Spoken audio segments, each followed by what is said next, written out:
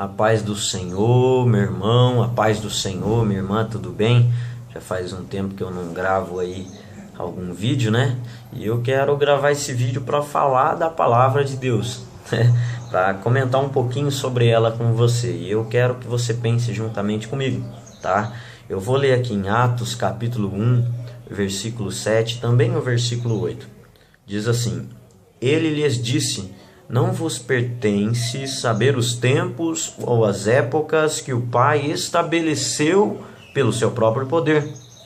O 8. Mas recebereis poder ao descer sobre vós o Espírito Santo, e sereis minhas testemunhas tanto em Jerusalém, como em toda a Judéia e Samaria e até os confins da terra. Glória a Deus. Louvado seja o nosso Senhor. A primeira coisa que eu posso aprender a partir deste texto é, a partir do versículo 7, tá? Começando por aqui, é que Deus, ele está além da matéria. Deus, ele está além do tempo, ou seja, ele transcende tudo isso, ele está além, tá?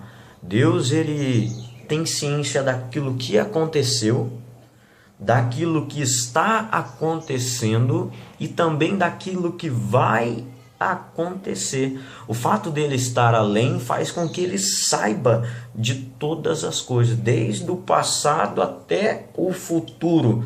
E o versículo é claro em dizer tempos e épocas que o Pai estabeleceu, ou seja, Deus, ele já sabe do que está lá na frente. Deus, ele já sabe do futuro. Então a primeira coisa que eu aprendo é isso. Deus, ele está além do tempo e da matéria e por isso ele sabe de todas as coisas, tá? Deus é onisciente. A segunda coisa que eu aprendo aqui é que Deus, ele tem uma história para ser escrita. O nosso Senhor, ele tem toda uma história para escrever com a humanidade. Deus, ele tem uma história, porque aqui fala tempos ou épocas que o Pai estabeleceu, ou seja, Deus, ele já determinou uma história para a humanidade. E eu abro um parênteses aqui e digo para você, tá? Se sinta privilegiado, se sinta privilegiada de fazer parte da história de Deus. É isso mesmo. Se sinta honrado e honrada de fazer parte dessa história que Deus tem para a humanidade. Glorificado e exaltado seja o nosso Senhor por isso, viu? A terceira coisa que eu aprendo é que diante de toda essa história que Deus tem para acontecer, né? Ele trabalha em tempos, ele trabalha em épocas. Aqui fala tempos ou épocas. Jesus, ele não falou, Deus tem uma história toda apenas. Jesus, ele falou sobre tempos e épocas. Então, Deus, ele vai trabalhar aqui de uma forma, depois mais à frente de outra forma e mais à frente de outra forma também. Você está entendendo? Eu aprendo aí a realidade das dispensações. Já ouviu falar sobre dispensação? Realmente elas existem. Então esse versículo ele vem para apoiar, corroborar isso, né? Então eu digo para você o seguinte: Deus aqui ele pode trabalhar de uma forma, mas ali na frente ele pode trabalhar de outra. E aí eu abro outro parênteses aqui para dizer: talvez você esteja esperando Deus agir de uma maneira, mas Deus, ele quer agir de outra. Por isso confia, por isso glorifica e exalta o nosso Senhor pelo que você está passando, viu? No momento que você está vivendo agora, porque pode ser Deus querendo que aquilo realmente aconteça. E você está querendo de outra forma, você está querendo de outra maneira, mas Deus quer dessa forma. Então apenas confia e glorifica e exalta o nome do nosso Senhor, porque Ele tem tempos e maneiras diferentes de trabalhar, viu? E agora a quarta coisa que eu posso aprender é: Deus, ele não somente tem todo o poder, Deus, ele não somente é poderoso, mas eu aprendo que Deus, ele é soberano. Ou seja, ele não somente é todo-poderoso, como ele tem o controle sobre todas as coisas. Ou seja, se alguma coisa tentar sair do lugar, Deus logo ele encaminha para que no final tudo realmente aconteça do jeito que ele quer, né? Às vezes uma coisa ela pode querer sair fora, mas Deus ele é soberano, ele tem o controle sobre toda essa história e ele não vai deixar com que essa história aconteça de uma forma diferente. Deus ele tem promessas, Deus ele tem história para ser escrita, tá? E agora vem a quinta coisa. E aí agora nós entramos no versículo 8.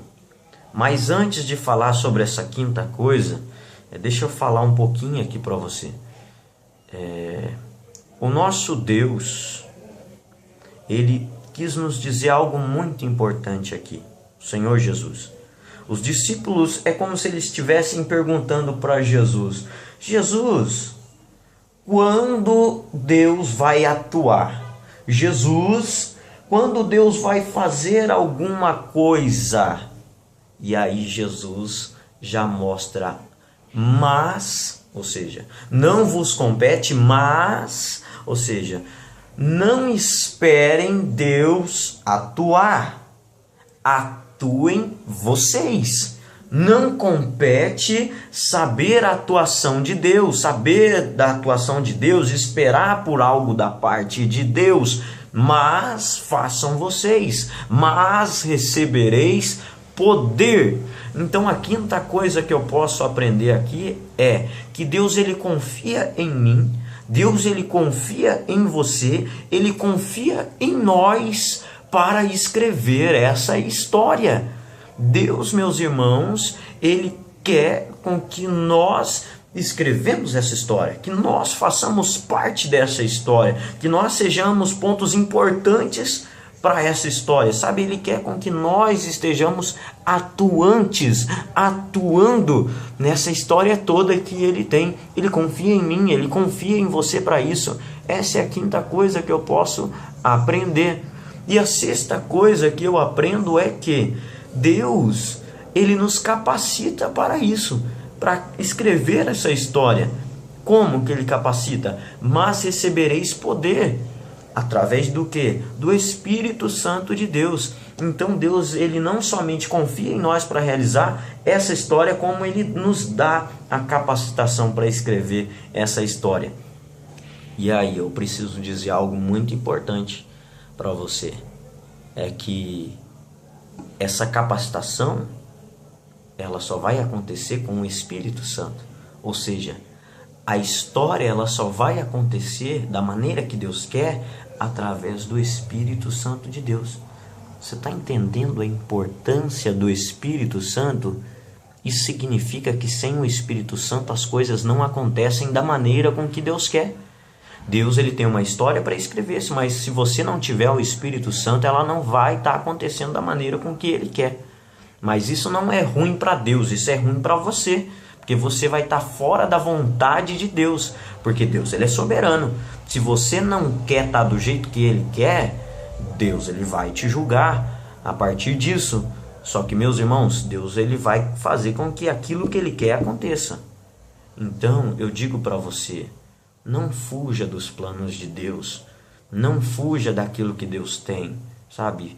Viva em retidão, viva debaixo das mãos de Deus e que tudo aquilo que Deus ele tem para você possa acontecer. Só que isso só vai acontecer com o Espírito Santo de Deus.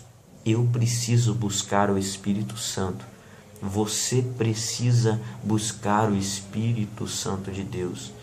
Sem o Espírito Santo, a história que Deus tem não vai acontecer da maneira com que Ele quer.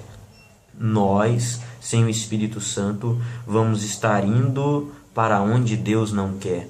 Nós, sem o Espírito Santo, vamos estar gastando tempo, gastando energia, gastando várias coisas, sabe? Perdendo tempo, perdendo tudo sem a direção de Deus. Eu não quero ficar longe da direção de Deus, eu quero estar no centro da vontade do Senhor. Isso só vai acontecer com o Espírito Santo.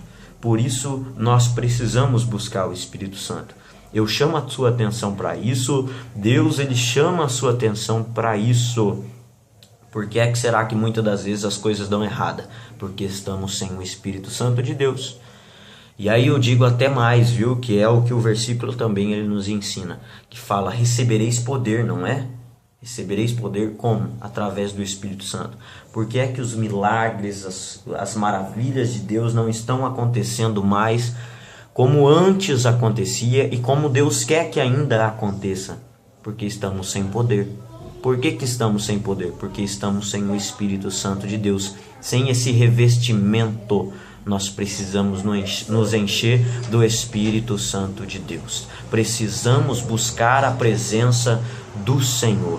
Eu chamo a tua atenção para isso. Se talvez o seu irmão não esteja buscando, busque você. Se encha, se renove, viu? Se você não é batizado, procure ser batizado com o Espírito Santo de Deus. Não é hora de ficarmos parados, é hora de fazermos algo mais para o Senhor, algo mais para o nosso Deus. Ele tem um propósito de nos usar, Ele quer nos usar, Ele confia e Ele nos capacita para isso. O maior prazer de Deus é usar o seu filho, é usar a sua filha. É por isso que nós vemos também na parábola dos talentos que cada um, independente da quantidade, mas cada um tem um talento, cada um tem um dom do nosso Senhor Deus. E Paulo até mesmo nos instrui, a buscar os melhores dons. Então nós podemos pedir por mais dons. Se ainda você acredita que não tenha nenhum, saiba você que tem sim, viu? Busque em Deus saber o seu chamado, busque em Deus saber sobre o seu ministério e vai atuando. Deixa Deus te usar enquanto isso, tá? Jesus, ele te ama.